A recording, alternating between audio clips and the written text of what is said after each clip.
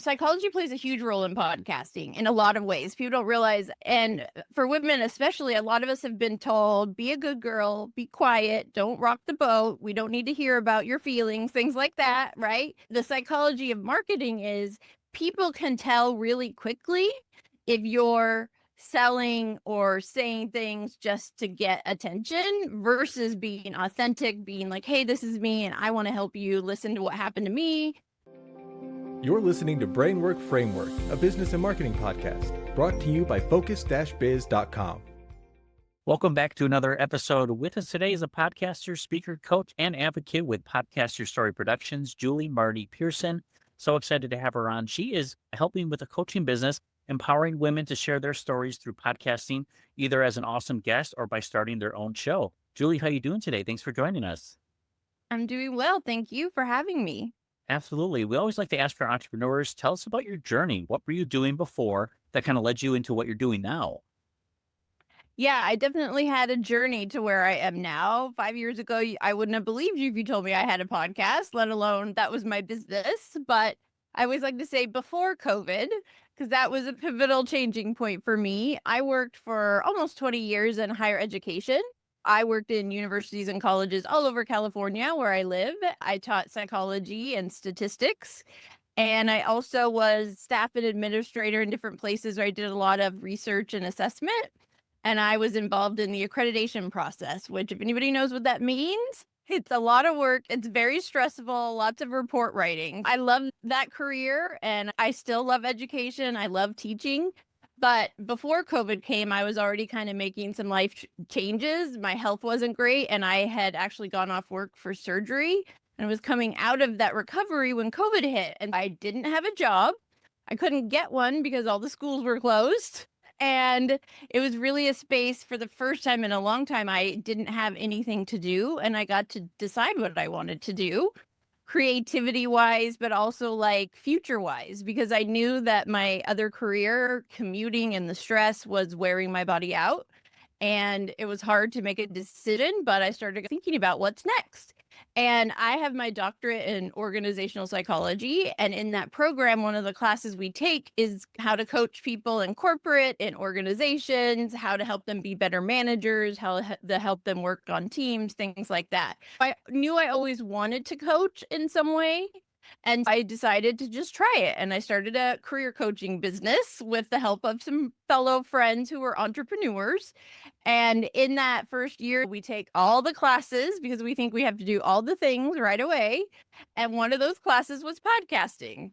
And in that class, it was a big group program. I met a lot of great women that I'm still friends with today. And I connected with this amazing community. And I eventually started a podcast, not about career coaching because it was not exciting and I was not passionate about it, but I started about pets, which I always say, if you're watching the video version of this, you'll explains all the photos behind me. So I realized that there was no motivation behind podcasting about career stuff. And then I just needed to try it and see if I even liked this whole idea. I got on Zoom with friends. We talked about pets, past and present, and we laughed. And I put out the episodes. I didn't edit. It was dogs barking, interruptions, all the things. But slowly people started listening and I was like, okay. And then slowly people started asking to be on the podcast. And I'm like, this is something. This is cool. And I really got to kind of dive into that, just connecting with people from all over the world that reached out to me. And I started being educated myself from people working in shelters and rescue and all these things. And it really shifted my perspective. And I realized that the story of my pet could be more than just a fun podcast. It could be educating people. It could be advocating. And that's why I have that advocate in my title, because advocating is really what I do with podcasting. And now I have two podcasts that both advocate for very different things, but have the same purpose behind it. That is wonderful. And what a journey to be on, to go through a medical procedure right around COVID is letting out and the world is disrupted. It's not the same as we knew. But that was your chance to forge a new path. And you started learning more, connecting, branching out, and realize, wow, there's something of value. There's something I can do that will help people. What were some of the things that were most surprising for you as like a first-time business owner that I guess maybe you didn't expect how things worked, or you were surprised or learned something new? Right. Well, what I definitely learned is that in education, I have a master's in the area of business, I have my doctorate. None of those programs prepared me about how to run a business, how to think about taxes and how to pay people and contractors, and even just how to set yourself up for success in ways as a business. So, a lot of that has been what's been surprising to me. The content and what offers I put out or what I talk about or teach isn't so hard for me, but it's all the behind the scenes stuff that I had no idea. There's 100 things we do every day to run a business. That's definitely been the big learning curve for me because even though I did some consulting before COVID, I had a job and sometimes I had multiple jobs. I was working here, teaching there. I was used to that kind of having employers, and it is a very interesting, eye-opening experience, and it's also hard, and obviously, I'm a good student, I like being a good student, and when things didn't work or nobody responded, it's been a hard process for me to deal with what we would call failure, but now I know it's not failure, it's us trying and seeing what works and what doesn't and what people want, so those have definitely been the harder parts for me.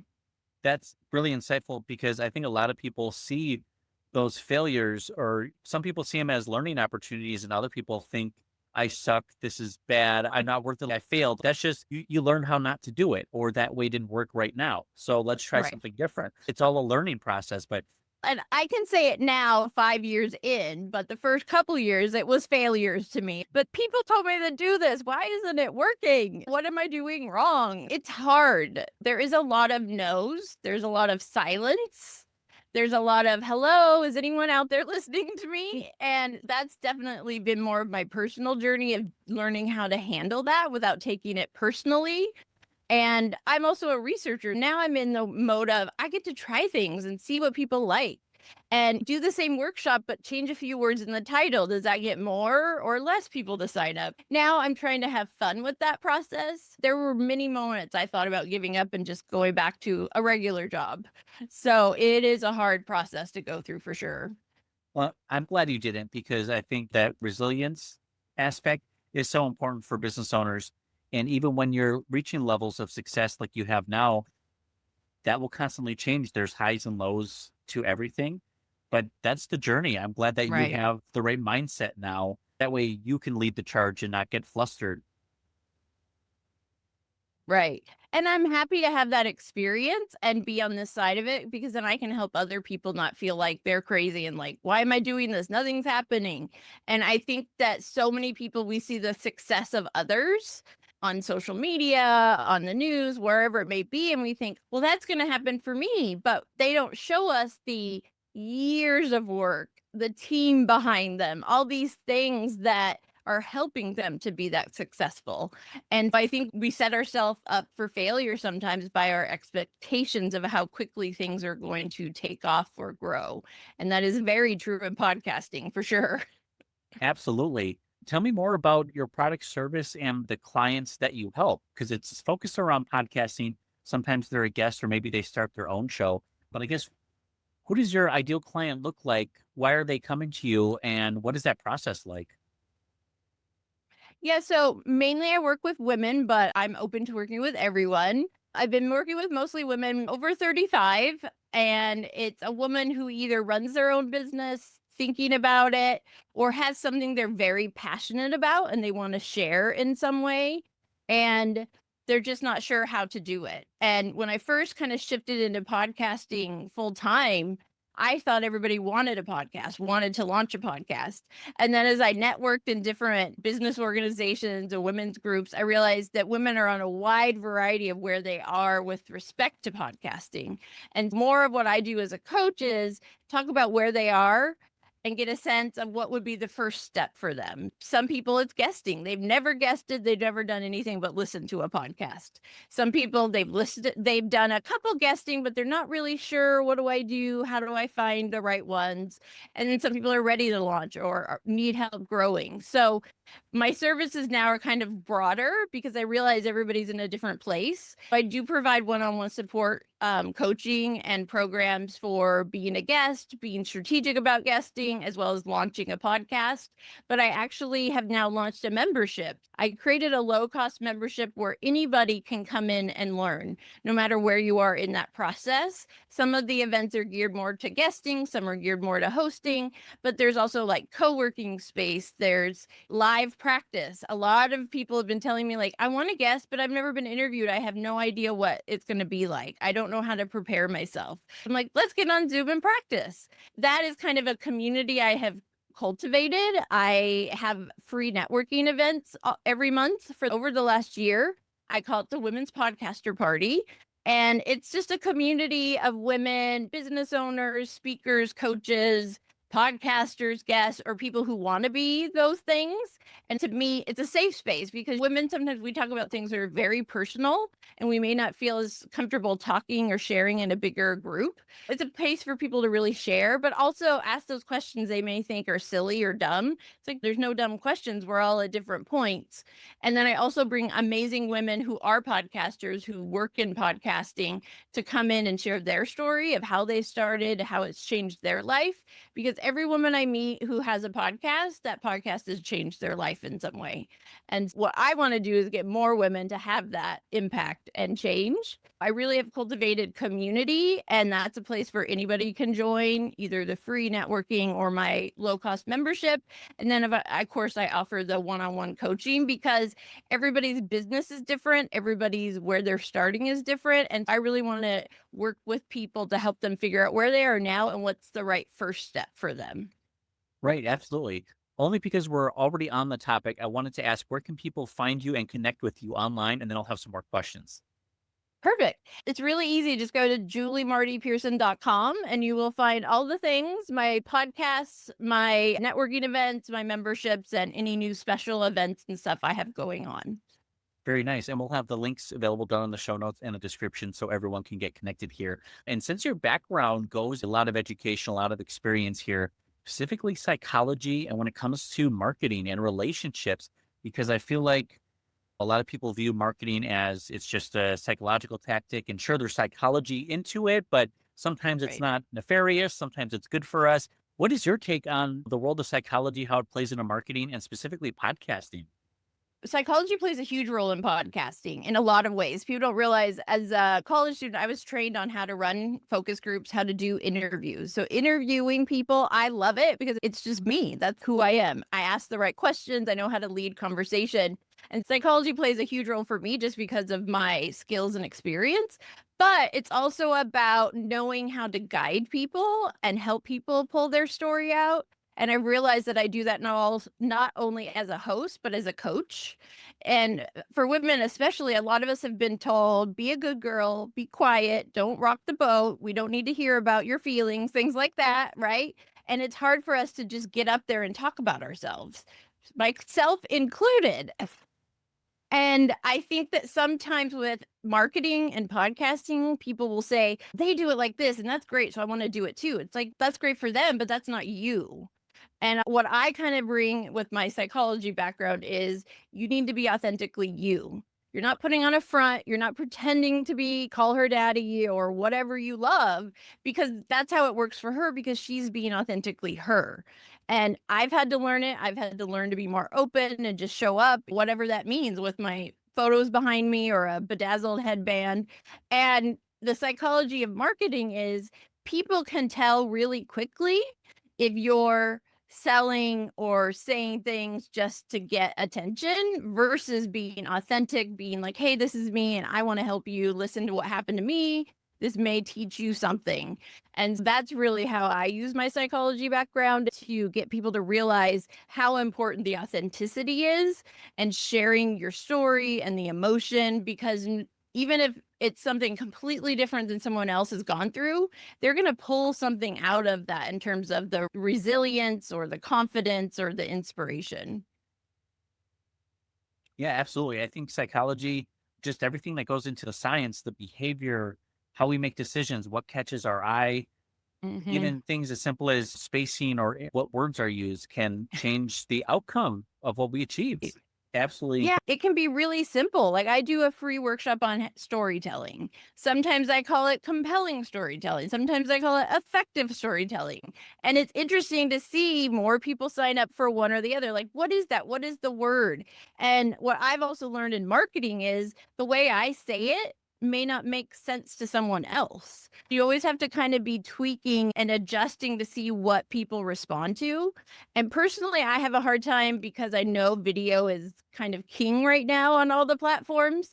And it's not that I can't do it, it's just not naturally how I show up. I'm a Gen Xer. I don't just pick up my phone and go on video. I like photos and images. I also have to stretch myself and how I show up and how I put myself out. But, there's little things that we get to tweak with to see, is that going to make a difference? And one thing I've definitely learned, and I know psychologically it's very true, is don't throw a bunch of stuff at people at once. Like one call to action, one hook, one statement, because our brains are bringing in so much information at any given time. If you say 5 things, they're not going to do any of them. If you say one and you say it more than once, that's going to resonate with people. And I think that's one of the things I've definitely learned. And as from the psychology perspective, that makes sense because the more you say, the more people kind of drown you out. Absolutely. And that leans in more into what I wanted to ask about communication piece, because what you said is it's like the audience or the individual person, you could say the same thing, but each of them will hear or receive that information differently.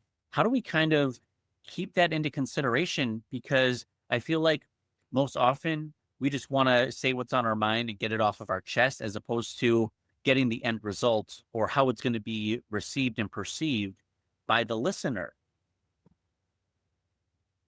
Right.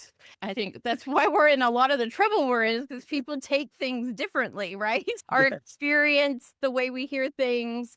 And sometimes it's just about what I reframing.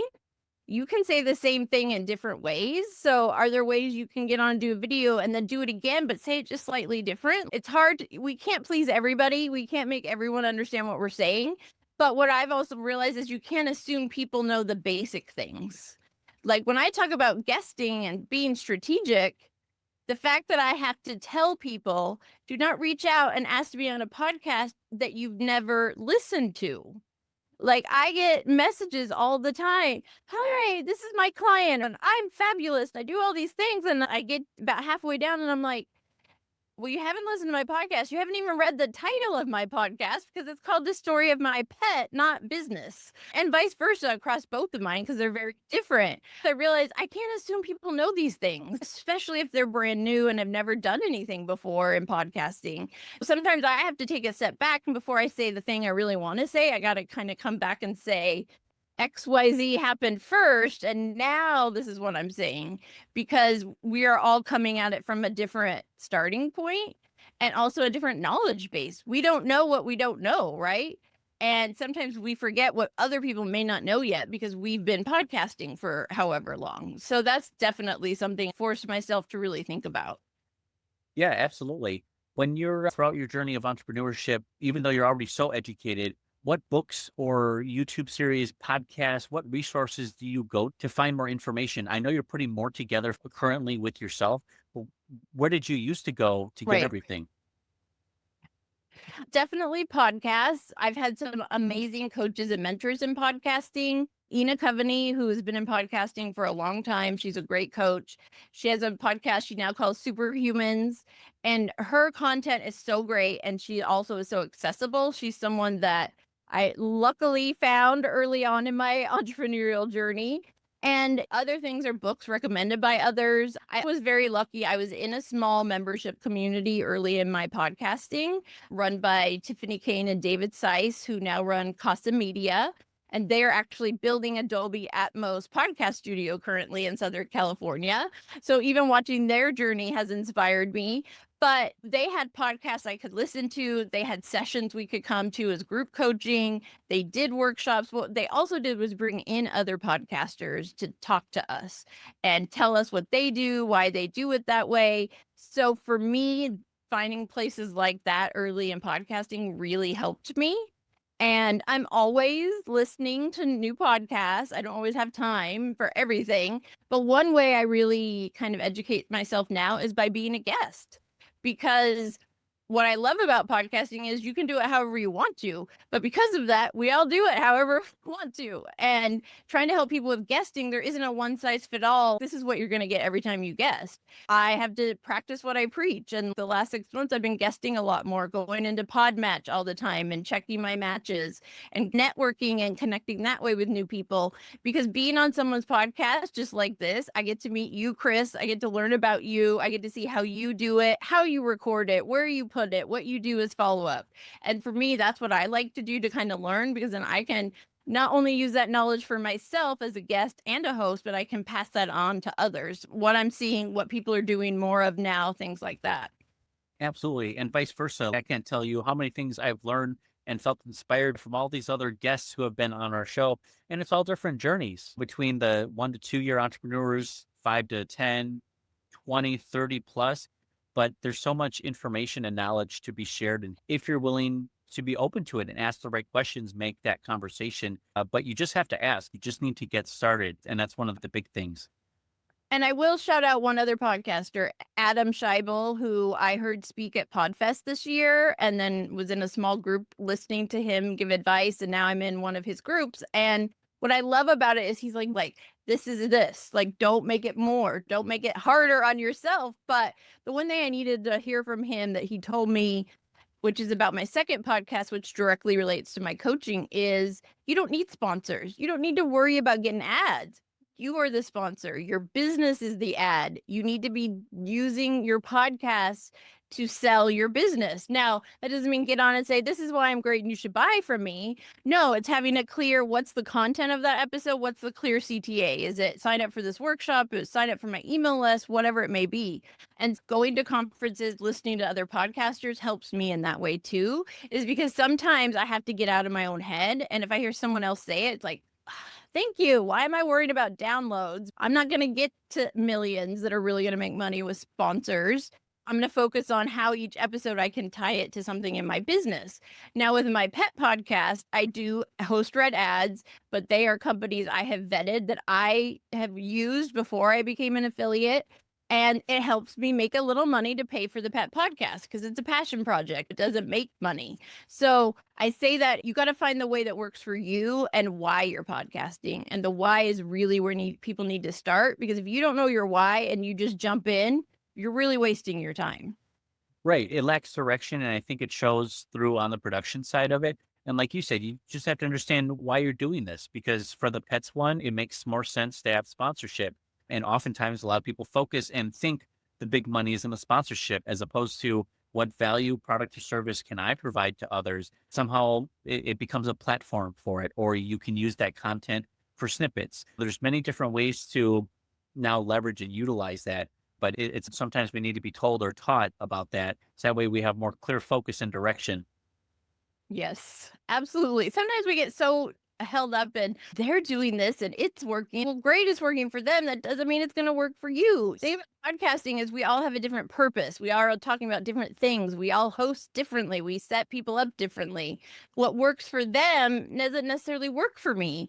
And we also have to realize that people also like different things. I think it actually was Ina who just asked a bunch of people to get on Zoom with her and let them ask questions. She wanted to talk about podcasting. What do you listen to? What do you like? How long are episodes? All these things. She doesn't enjoy interview-based podcasts herself listening. But what she found was 80% of the people she talked to do prefer interviews. She was like, okay, well, I didn't want to do interviews because I don't like it, but people want it. That's what I'm going to do. And some of it is just as simple as asking people what they like, what they need. How can I help you? What content are you looking for? Because you don't want to just assume. And I will use myself as an example. Well over a year ago, I launched my second podcast, Podcast Your Story, all about podcasting. I thought everybody wanted to launch. That was kind of my focus. And then I started networking more and I'm like, wait, that's not what people are asking me about. I actually paused it after 5 episodes and I just relaunched it because I felt like I'm finally in the headspace that I know where my business is. I know what people want. I know how I can help. So I can now release episodes with that in mind. And could I still have released it and got people to listen? Sure. but I wasn't ready to have the right way to put it out. I didn't have the right organization of my business. I would have just been throwing spaghetti at the wall to see what sticks. And even though maybe I lost some momentum in doing that, I know that in the long run, it's better for my business. Absolutely. And it had more clear direction and it directly tied into your offer, product, or service. Right. Sometimes it's okay to take a step back and pivot. Okay, I need to think, what do I want to do differently? But that's Yep. something throughout business. That's the beauty of it. You can start something, take action on it, and change. A Yep. lot of people get hung up on, is the color in my logo just right before I launch this? It's like, just launch it. You can change it later. Right. And so many people, especially women, have to do all of these things. No, you don't. Just do it. Don't put everything in before you even know if you like podcasting, if people are even going to listen. That's kind of what I did with my pet one, but it's like you just don't know until you put it out there. You need feedback to know how to adjust and change and grow. And what I love about podcasting is tomorrow I could decide to change my brand colors, make a new cover, and then it's all changed. We get to respond to what's going on in the world, but we also get to respond with what people in business are telling us they need now. And even if I just put a whole series out about launching, people are saying, no, I need you to tell me this and this and this about guesting. Great. Okay. My next episodes are going to be about that. And that is also the power we have as hosts. Even if we've recorded a great episode we want to put out next, if we know it's not the right time for us or we have something else we need to put out now for our business, it's okay. It's our platform, it's our work, it's our blood, sweat, and tears in these podcasts. We get to say, sorry, it's going to be 2 months now before I put that out. I had to rearrange things. It's okay. And you can also just say, sorry. You don't even have to explain yourself. That I think we don't want people to feel bad. We don't want to make people feel like we don't appreciate their content, but we also have to be strategic in what we're doing. Absolutely. Sometimes business isn't always the personal friendships out there or what we make it out to be. Sometimes we need to be just cold and straightforward a little bit. But I think over time, business owners eventually understand that and typically respect that decision that you have to make. It's not easy, but it has to be made. And that's just how it is. Right. It's hard to tell people no, or I get reached out to all the time for my pet podcast. And I said, you know what? I'm sitting on episodes. I'm not going to set you up to record and then it sits for longer. And I put a wait list out now because I'm like, when I'm ready for new, I'll let you know. But I don't also want them to not hear from me and think I'm just ignoring them or they're not a good fit. I don't like that either. I feel like as someone who guests, I want to be told it's not the right time now. Come back to me in 3 months or 6 months. And that's fine. I'd rather be told that than think they're just not responding because they don't like me. Right. Right. Absolutely. Julie, I have one more question for you. Wanted to ask more about the future plans. It's about halfway through 2025. We'll release closer towards the end of 2025. But what are you kind of prepping and planning for in the future? Is it new products or services? Are you pivoting again? Or are you just kind of continuing all the great things that you've been doing already? Well, for sure, I am continuing my networking community and my membership. Those are things that I'm growing and want to become bigger and really get a sense of what people really need within those areas. Those will still exist at the end of the year and hopefully be bigger and better. But I'm also kind of tailoring to figure out what is the future of Podcast Your Story Now Productions. Is it just a community and a support place? Is it more of an agency or a podcast network? So those are some of the ideas I have swirling because, of course, I also have a list of 10 other podcasts I want to start myself. I think the next 6 months for me is going to be a lot of networking and really creating what I want to create is a referral network. If someone comes to me with a specific need that is not what I know as well, like YouTube, I'm very honest. I don't know YouTube a lot. I'm on there, I'm doing the things, but if you really want to focus on that, I'm going to send you to my friend that knows YouTube. So for me, I hope that the future is really a larger referral network in podcasting where I can help other business owners, other podcasters, and we can really be collaborative to help all of us grow. Absolutely. That is very exciting. And one thing I know, everything works better together when we can come as a community, sharing the knowledge, resources together. It just helps us move along a lot further than we would. Julie, thank you again for coming to share your tips and tricks and your entrepreneurial journey with us. Thank you, Chris. Thank you so much for having me. I appreciate being here with you and your listeners. Thank you so much. We appreciate it as well. Thank you.